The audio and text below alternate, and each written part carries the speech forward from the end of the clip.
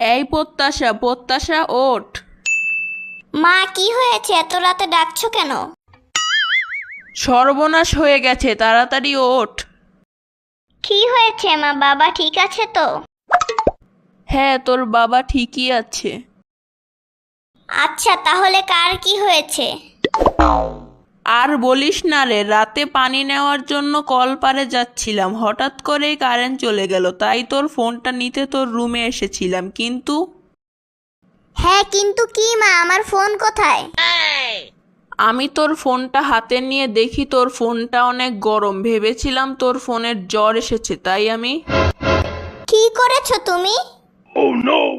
আমি তোর ফোনটা নিয়ে পানিতে ডুবিয়ে রেখেছিলাম। হ্যাঁ, কিন্তু তোর ফোনটা হাতে নিয়ে দেখি জ্বর কমে গেছে, কিন্তু সমস্যা হলো এখন তোর ফোনটা চালু হচ্ছে না। আমার 30,000 টাকার ফোন।